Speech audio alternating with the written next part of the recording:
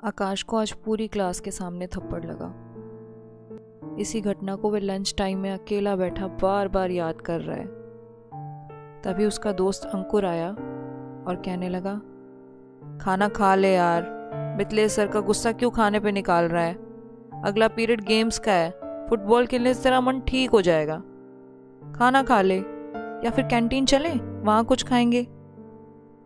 अंकुर उसे उठाता हुआ बोला, नहीं यार, मिथिलेश सर ने अच्छा नहीं किया। मैं स्कूल का टॉपर हूँ, खेल में भी कई मेडल स्कूल को दिलवा चुका हूँ।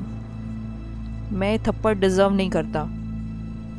आकाश की आवाज़ में गुस्सा और अहंकार दोनों हैं। तू देख अब मैं क्या करता हूँ, कहकर आकाश चुप हो गया।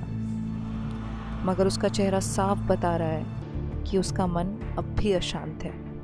घंटी बजते ही सब बच्चे खेलने चले गए, पर आकाश कान का दर्द बताकर स्कूल से जल्दी घर आ गया और कई दिन तक स्कूल नहीं गया। पर उसके माता पिता स्कूल आ गए और मिथिलेश सर को प्रिंसिपल ने अपने ऑफिस में बुला लिया। मिथिलेश, आपने कुछ दिन पहले आकाश को थप्पड़ मारा था। अब काफ़ी दिनों से उसके कान में दर्द है। आपको अच्छे से पता है कि नए नियम कानून के मुताबिक हम बच्चों पर हाथ नहीं उठा सकते। और आकाश स्कूल का टॉपर है, उसने हमारे स्कूल को कई मेडल दिलवाए हैं। उसकी गलती को आपको अनदेखा कर देना चाहिए था। प्रिंसिपल अरुण बजाज ने मिथिलेश को नोटिस थमाते हुए कहा, सर आप एक बार मेरी बात तो सुनिए। उस दिन 10वीं क्लास में मेरा अरेंजमेंट लगा हुआ था। मैं उन्हें बॉटनी लैब में ले गया। वहाँ मैं तरह तरह के पौधों के बारे में बता रहा था। एक आकाश ही ऐसा था जो हर पौधे को नुकसान पहुँचा रहा था। पहले मैंने उसे समझाया और ना मानने पर लैब से निकाल भी दिया। फिर थोड़ी देर बाद बिना मेरी अनुमति के वो लैब में आया और जानलेवा केमिकल मेरे पौधों पर डाल दिया, जिससे पौधों ने वहीं दम तोड़ दिया। बस उसकी इसी हरकत पर मैंने उसे थप्पड़ लगा दिया। थप्पड़ इतना तेज नहीं था कि कान को कोई नुकसान हो। मिथिलेश सर ने सफाई दी, आप उसे मेरे पास ले आते, ऐसी क्या आफत आ गई थी? वो पौधे ही तो थे। प्रिंसिपल ने बड़े ही बेपरवाही से जवाब दिया, सर वो मामूली पौधे नहीं थे। बड़ी मुश्किल से उनके बीज मिलते हैं और हर पौधे को मैंने जतन से पाला है। हमें आज की पीढ़ी को यही बताना है कि वो जो हम जतन से बो रहे हैं उसे हमें कैसे सहेजना है। कानून उसकी हिफाजत के लिए है, ना कि उसकी गलतियों को और बढ़ावा देने के लिए। अगर बच्चा स्कूल में अनुशासन नहीं सीख पाएगा तो उसकी शिक्षा अधूरी रह जाएगी। मिथिलेश सर की बातों का प्रिंसिपल पर कोई असर नहीं हुआ और उन्हें स्कूल छोड़ना पड़ा। कई छात्रों को उनके जाने से दुख हुआ, क्योंकि वही थे जिन्होंने उन्हें प्रकृति से प्रेम और उसका आदर करना सिखाया। मगर आकाश खुश है कि कैसे उसने घर वालों को अपनी तरफ कर सबको बेवकूफ बनाते हुए सर को स्कूल से निकलवा दिया। इस घटना को 6 महीने बीत गए। मिथिलेश सर ने कोई और स्कूल के लिए आवेदन नहीं किया, क्योंकि वो समझ चुके थे कि गुरु का काम केवल शिक्षा देना नहीं, परीक्षा देना भी हो गया है।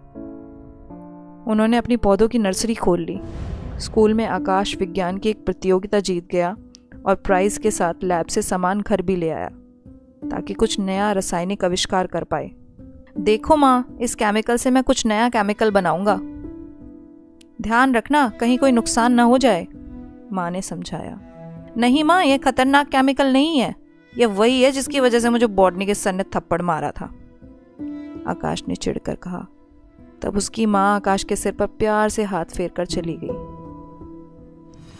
रात को आकाश के छोटे भाई अतुल की तबीयत खराब हो गई और उसे हॉस्पिटल ले जाना पड़ा। 5 साल का मासूम दर्द से तड़प रहा है, मगर डॉक्टर साहब चाहकर भी कुछ नहीं कर पा रहे हैं। डॉक्टर ने बताया कि हमें ऑपरेशन करना पड़ेगा।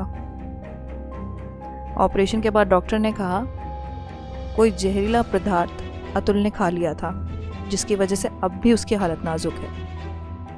आकाश ने सुना और तुरंत घर आकर देखा कि उसकी केमिकल की शीशी आधी खाली है। वह सिर पकड़कर बैठ गया।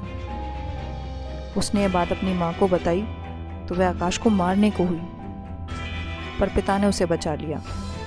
तेरे सर ने तुझे सही चाटा मारा था, कहकर माँ रोने लगी। अतुल बच गया, मगर उसका हाजमा काफ़ी कमज़ोर हो गया है। सिंगापुर में रह रहे चाचा ने उसे अपने यहाँ के डॉक्टर को दिखाने की बात कही तो आकाश के माँ बाप अतुल को वहाँ ले गए और आकाश अपने नाना नानी के पास आ गया। आज 5 सितंबर टीचर्स डे है। यह बात मिथिलेश सर अपने पौधों को बता रहे हैं। उनका मानना है कि पौधों से बात करने से उनकी उम्र बढ़ती है। उनके पिछले कई स्टूडेंट्स ने उन्हें कार्ड और गिफ्ट भेजे, मगर उपहार में एक पौधा और लिफाफा देखकर वो चौंक गए। उन्होंने लिफाफे में आए खत को पढ़ना शुरू किया। प्रिय मिथिलेश सर, सादर नमस्कार। मैं खुद को इस काबिल नहीं समझता कि आपसे मिलकर आपको ये उपहार दे सकूं। आपने सही कहा था कि शिक्षक सूर्य की भांति होता है, जो हमारे जीवन को अपने ज्ञान एवं स्नेह से प्रकाशित करता है।